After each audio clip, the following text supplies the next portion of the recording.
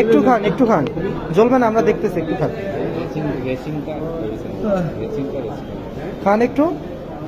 হ্যাঁ, আপনি ঠিকই ধরেছেন, মানুষটি জলাতঙ্ক রোগে আক্রান্ত হয়েছে। আমাদের মধ্যে ভুল ধারণা যে শুধুমাত্র কুকুর কামড়ালে বা আঁচড়ালে সে জলাতঙ্ক রোগে আক্রান্ত হতে পারে, কিন্তু না, কুকুরের সাথে সাথে বাদুড়, শিয়াল, বিড়াল এদের কামড়ানোর ফলে, এদের লালা আমাদের শরীরে প্রবেশ করার ফলে বা আঁচড়ে দেওয়ার ফলেও আমাদের জলাতঙ্ক রোগ হতে পারে।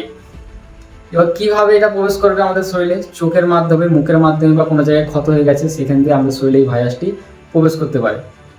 এটা প্রবেশ করার পর আমাদের নার্ভে পৌঁছায়, স্নায়ুতন্ত্রে পৌঁছায়, সেখান থেকে আমাদের ব্রেনে পৌঁছায়, ব্রেন থেকে আস্তে আস্তে এটা প্রদাহ করার সৃষ্টি করে দেয়। ঠিক আছে, এরপর এর লক্ষণটা কি? প্রথম 1 থেকে 3 মাসের মধ্যে জ্বর, যন্ত্রণা, যেখানে মানে যদি কুকুরে কামড়ায় সেখানে অস্থির ভাব, যন্ত্রণা শুরু হয়ে যায়।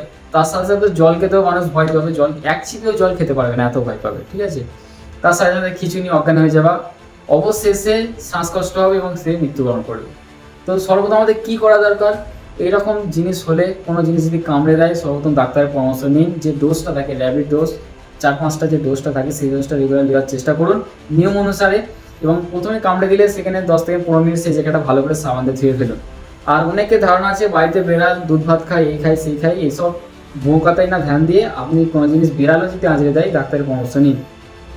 কিন্তু এই রোগটা হয়ে যাওয়ার পর কোনো আপনাদের প্রতিকার নেই যে আপনাকে বাঁচাতে পারবে।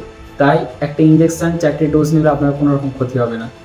ভালো থাকুন, সুস্থ থাকুন, সচেতন থাকুন, আর ভিডিওটাকে আরও শেয়ার করে দিন যাতে মানুষ জানতে পারে।